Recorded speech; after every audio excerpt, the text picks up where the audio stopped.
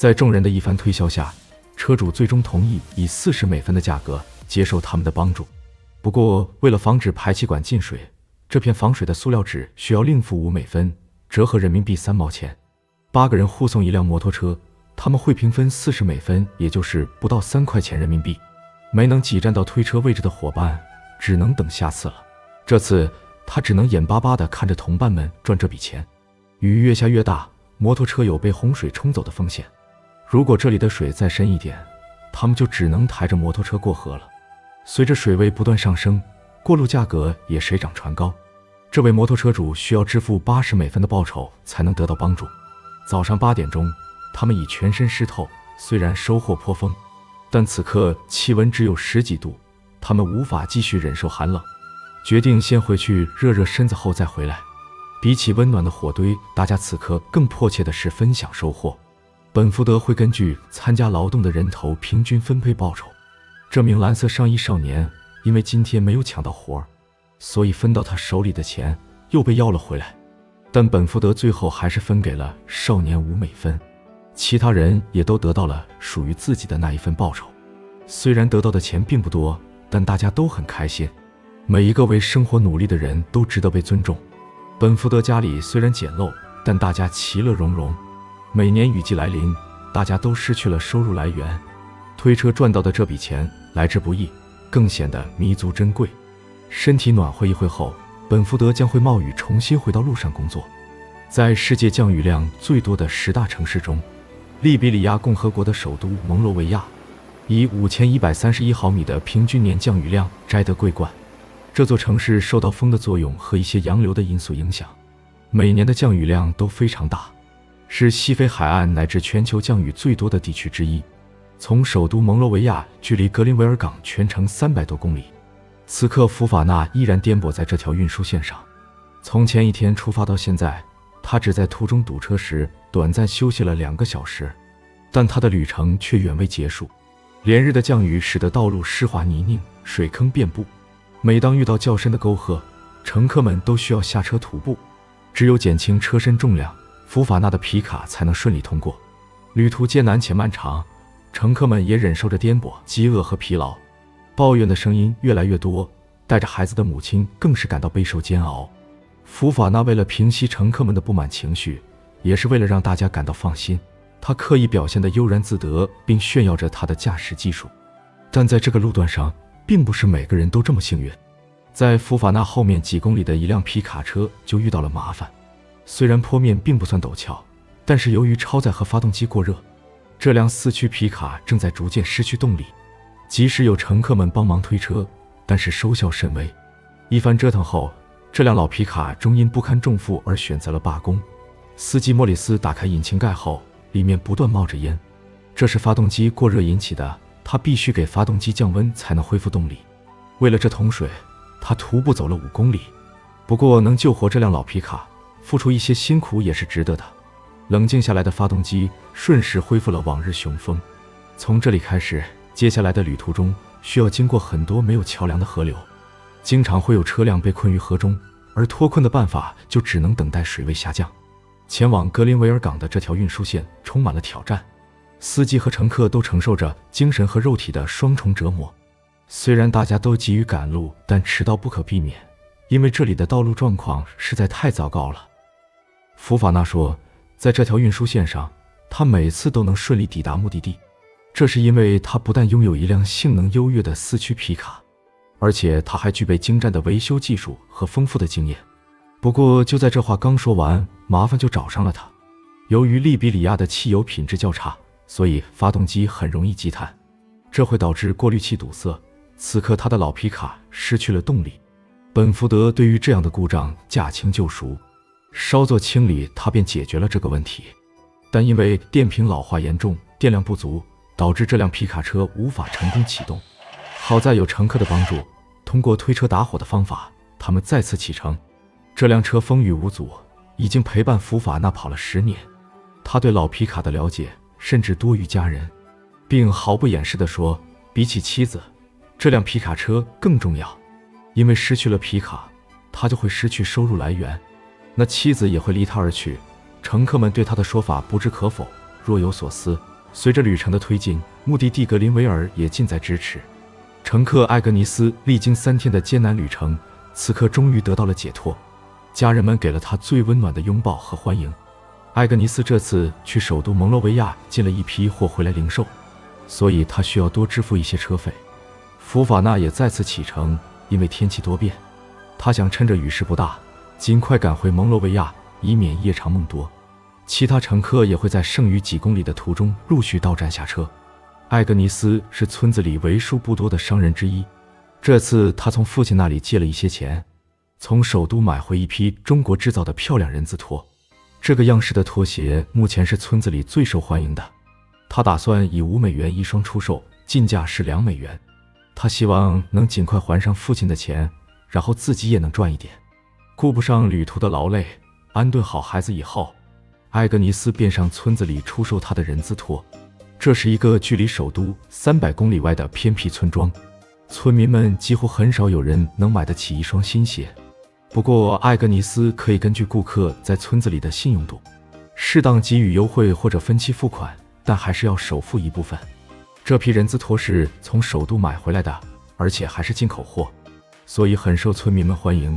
如果一次付清，艾格尼斯会以4.5美元出售；如果分期或者欠款的话，那一双鞋就需要按5美元的价格售卖，折合人民币34元左右。戴头巾的顾客非常喜欢这双拖鞋，但现在他手头拮据。艾格尼斯最终同意他可以先首付50美分，剩余的钱可以以后慢慢还。一天结束时，他只卖出去了5双，而且全是分期或赊账。这么下去，他可能永远都收不回成本。为了打开销路，他决定寻求上帝的帮助。每到周末，格林维尔教堂内热闹非凡，穿着考究的妇人们在此一掷千金。只要有钱，就可以消除自己的罪恶。对于牧师来说，眼前大红盆里的奉献永远不够多。他用极具感染力的言语号召大家为教会捐款，这与中世纪时期欧洲社会上的荒唐现象如出一辙。那时的人只要有钱，他们就会向教会捐款，或者是购买所谓的赎罪券，以此来洗刷自己的罪业。当然，还有人为此不惜倾家荡产。为了烘托气氛，音乐和仪式都必不可少。3位牧师的衣着打扮与买不起拖鞋的村民形成鲜明的对比。他们3人在格林维尔拥有6个这样的教堂。这样的捐款活动每周都会在教堂里进行。仪式结束后，牧师们心满意足，笔挺的西装搭配意大利进口皮鞋，尽显儒雅风范。只是与当地破败不堪的环境形成了极大的反差。不知道的还以为是非洲萨普协会的成员呢。如果你以为牧师穿的都是2手衣服或者是山寨品牌，那就大错特错了。他们穿的全部都是1线奢侈品品牌的服装，以欧洲的品牌为主，不是阿玛尼就是古奇或圣罗兰。这一身置办下来最少也要几千美金。每次他们走在格林维尔的街道上，都是一道亮丽的风景线。也许是人们的祈祷灵验了。最近，一家印尼的跨国公司正在格林维尔投资，当地很多村民也因此找到了工作。小伙奥赛罗也是其中之一，他今天刚刚收工。他家附近的房子曾在利比里亚内战中被摧毁殆尽，虽然在政府的支持下已经着手重建，但是由于政局动荡，缺乏资金和材料，如今已停工。奥赛罗说，他的父母在战争中双双离世，他现在成了25口大家庭里的顶梁柱，2个妹妹和他一起生活，每个人一天吃饭需要25美分，折合人民币不到2块钱。他们现在依靠采摘棕榈果勉强维持生计。奥赛罗和他的同伴们每天过着奴隶般的生活，工作非常辛苦，但报酬却少得可怜。如果想要得到工作，他们必须天不亮就起床准备。每天凌晨3点钟，工人们就在村口集合，因为种植园的拖拉机会在凌晨4点左右来接他们。如果来得晚，错过了班车，那就会失去这份工作。有些人晚上干脆就在这里打地铺过夜。经过几小时的漫长等待，拖拉机终于晃晃悠悠地赶来了。人群顿时一拥而上，拖拉机空间有限，几个小时的辛苦等待，如果动作慢了，没能挤上车，那今天的工作就没有了。这位妇女是第一次来，混乱的人群让她不安。拖拉机到来之前，大家还在一起和睦相处。此刻，一场无情的斗争开始了。因为他们连续2次缺勤就会被辞退。这份工作来之不易，大家都格外珍惜。拖拉机已严重超载，负责人虽然多次高声呵斥，但谁都不愿意下车。通往种植园的道路湿滑泥泞，一次载这么多人，拖拉机很容易被困。如果迟到，司机将会被扣除1大半报酬。挂在外面的几人最终还是极不情愿地下了车，也许他们明天的动作会快一点。此刻的车厢内甚至连一只脚的位置都没有了。一阵的混乱和吵闹过后，有人欢喜有人愁。拖拉机需要开1个多小时才能到达，为了不迟到，司机会加速行驶，而乘客的安全并不在他的考虑范围。不知道大家有没有坐过拖拉机的车厢，坐过的应该都知道那个感觉。减震效果极差，晃动剧烈，不但噪音大，而且非常危险。黎明时分，天虽已蒙蒙亮，但他们还未抵达工作地。由于种植园位置偏僻，道路状况也愈加恶劣。该地区路面在重型卡车的不断蹂躏下，再加之雨水频繁，导致路面淤泥堆积很厚，最深处可达1米多。这样的路况，任何车型都难以招架。利比里亚目前全国公路总长约为11400公里，其中全天候公路2036公里，柏油路739公里。内战期间道路受损较为严重，目前连接各省的道路大多为砂石土路，一到雨季路况极差。此刻这个路段的各种车辆全部遇困，动弹不得。好在附近的跨国公司派来了挖掘机前来救援，但是被困的小型汽车司机抱怨是跨国公司的大卡车压坏了路面，而挖掘机操作员则指责这些皮卡车不等他们修好路就抢着过，然后路面才变得越来越糟。双方各执一词，吵归吵，大家都急于赶路。在挖掘机的帮助下，所有车辆都纷纷脱困。不过令人担忧的是，奥赛罗和同伴们已经迟到了，他们会被扣除1大半的报酬。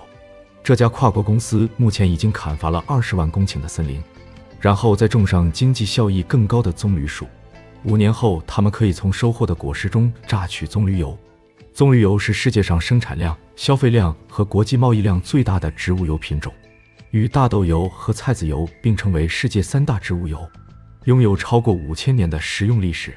但近年来，棕榈油公司因严重破坏森林和濒危动物栖息地，遭到国际社会指责。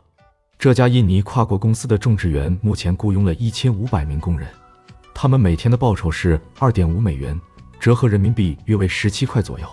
该地区的一位村长说，这里以前是一片茂密的丛林，但是政府以极低的价格把土地承包给外国公司，他们把这里所有的大树都砍光了，然后留下一片荒凉。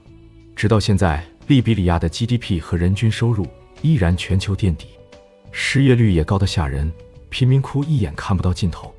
虽然土地肥沃，但粮食却需要进口，商业命脉被他国垄断。其实从一开始，利比里亚就走错了路，属于不看 AB 卷就直接抄答案。利比里亚内战造成数十万人死亡，上百万人成为难民，经济被彻底摧毁。如今的利比里亚虽然战火已经平息，但是满目疮痍，百废待兴，饱受战乱之苦的利比里亚人仍惊魂未定。目前，在西非持续蔓延的埃博拉疫情，利比里亚政府10号表示，利比里亚的卫生医疗系统已经濒临崩溃。院在2号判处一名前利比里亚叛军指挥官终身监。西非国家利比里亚首都蒙罗维亚17号有民众示威，